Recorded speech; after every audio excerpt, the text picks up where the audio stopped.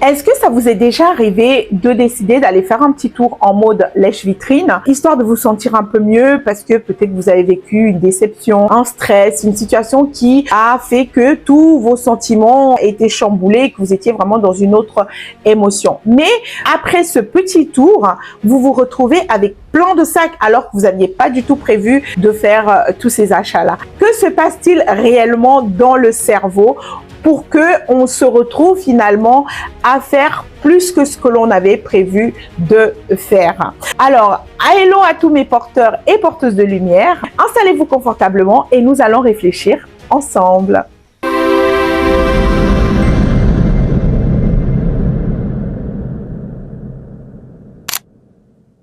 En réalité, le cerveau ne cherche pas le bonheur, il cherche le soulagement. Le cerveau, il est un peu là en mode j'ai besoin de me poser, d'accord? Et donc finalement, beaucoup de personnes pensent que lorsqu'elles achètent, c'est parce qu'elles aiment les bonnes choses. Bah, c'est pas toujours le cas. Parfois, c'est vrai, mais c'est pas toujours le cas. Pourquoi? Parce que le cerveau, il cherche juste une voie de sortie. Il cherche une issue de secours, en fait. Parce que, bah voilà, nous sommes dans un stress, la tristesse, que on a ce sentiment de vide comme ça, et que, bah voilà, on n'est plus tout à fait en phase avec nous-mêmes.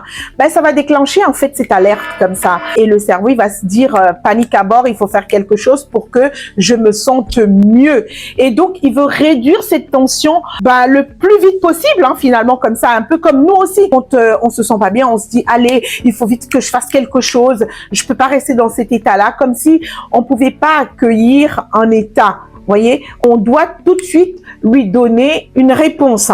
Et donc forcément, acheter va devenir comme ça cette réponse de soulagement immédiate comme ça à court terme. Et chaque fois qu'on va trouver un produit qui nous plaît, le cerveau il va libérer la dopamine, il va dire ouais c'est super, c'est très bien, tu vois là, je te donne l'hormone du bonheur, tu te sens de mieux en mieux, et là on va aller de plus en plus loin et de plus en plus de sacs parce que voilà, la dopamine elle va être à son maximum. Et vous avez remarqué à quel point on est super excité avant d'acheter. Avant d'acheter, on sent que on a besoin de ce truc, on sent qu'il nous faut cette chose-là, que ce sac à main, c'est vraiment celui-là qu'il nous faut, et que une fois qu'on va l'avoir, on va être encore mieux qu'à cet instant-là, alors que pas du tout. Une fois qu'on va l'avoir, ça va retomber comme un soufflet. Il n'y aura plus rien parce que le cerveau, il nous a donné sur le moment comme ça, justement pour avoir cette sensation de plaisir à court terme. Mais après cet achat, on a vraiment cette excitation qui va descendre progressivement. Et le cerveau va adorer cette sensation de stress. Allez, go, go, go, on y va, on se lance, on prend le sac, on prend la chaussure, ou qu'importe, tout ce qu'on aime, dans tous les cas, on va rentrer dans cette excitation-là. Et donc finalement, le cerveau, il va activer vraiment le truc, je souffre, donc j'achète. Je souffre, j'achète. Et quand j'achète, je me sens mieux. Il répond à ce besoin. Donc, on n'est pas bien, on achète, on se sent mieux. Mais c'est le après. C'est le après qu'on ne va plus contrôler. Le après, peut-être qu'on se met dans une difficulté financière après. Peut-être qu'on se met dans une situation où on a un trop-plein après. Mais le cerveau, il n'est plus à cet endroit-là. Il nous a excités avant, et après, c'est à nous de gérer. Et c'est à nous de gérer maintenant dans la conscience. Et pourquoi on doit rentrer dans la conscience? Parce que la conscience va permettre de comprendre que l'achat émotionnel fonctionne exactement comme un antidouleur. Il va calmer la douleur, mais il va pas guérir la blessure. Donc, de rentrer dans cette conscience, on va comprendre ce qui se passe. Qu'est-ce qu'on fait?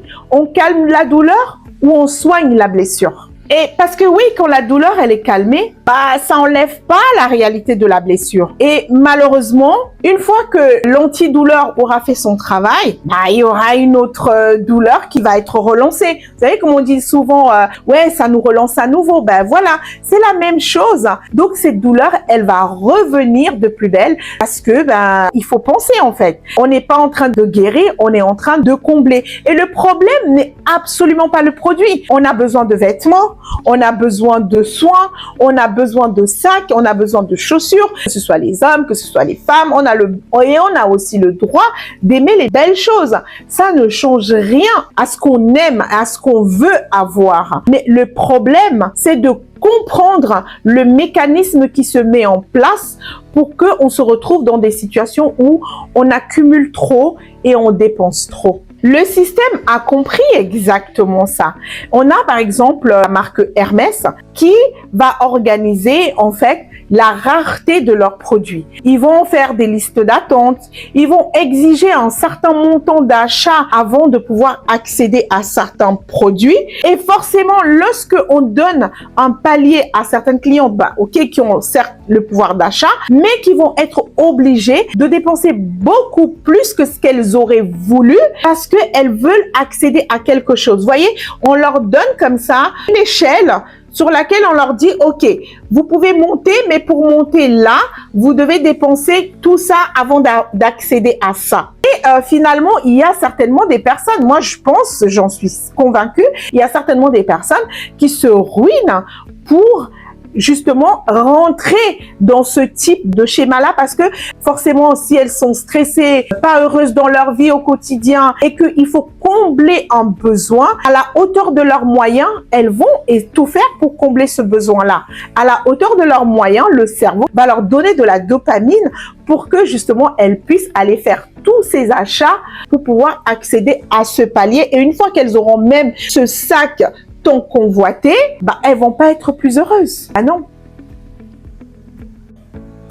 Aujourd'hui, mon but, c'est vraiment de Queen CC Experience, c'est vraiment la conscience de la transmission. Si on comprend pourquoi on agit, on retrouve sa liberté. Et le but n'est pas de culpabiliser celles qui achètent ou de dire qu'il ne faut plus acheter. C'est pas vrai parce que moi aussi, je suis la première à acheter. Mais aujourd'hui, je sais pourquoi j'achète et je sais ce que j'achète. Aujourd'hui, j'achète dans la conscience. Et même si j'avais un achat craquage, je suis consciente de mon craquage. Je ne sais pas si vous voyez la différence. Donc aujourd'hui, je reprends le pouvoir de mes décisions. Je reprends le pouvoir et je ne me laisse plus guider par mes émotions. Je sais ce que je veux et je le fais de façon consciente. Et ça, c'est important finalement dans une société dans laquelle on est appelé dans tous les sens. En tout cas, on est sollicité, nos cerveaux, ils sont sollicités de part et d'autre dans l'action, de savoir pourquoi on se met en mouvement et pourquoi on rentre dans cette action-là.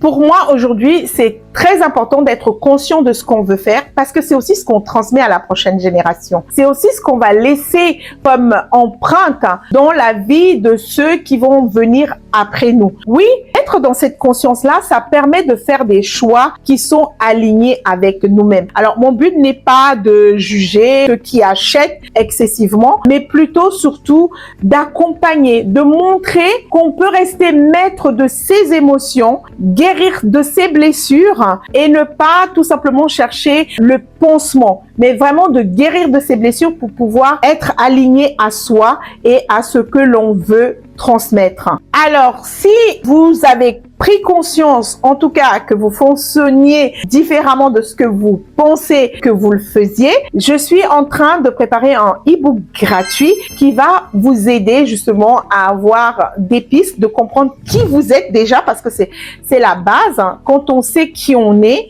on peut avancer avec la conscience. C'est pour ça que je dis que The Queen CC Experience, c'est vraiment la restauration de la vision. Si on restaure sa vision, on peut commencer à avancer sur le chemin de son alignement avec soi-même. Et oui, on ne transforme pas durablement sa vie si on ne restaure pas sa vision. Donc pour moi, les achats émotionnels, comme je vous disais avant, ne sont pas le problème.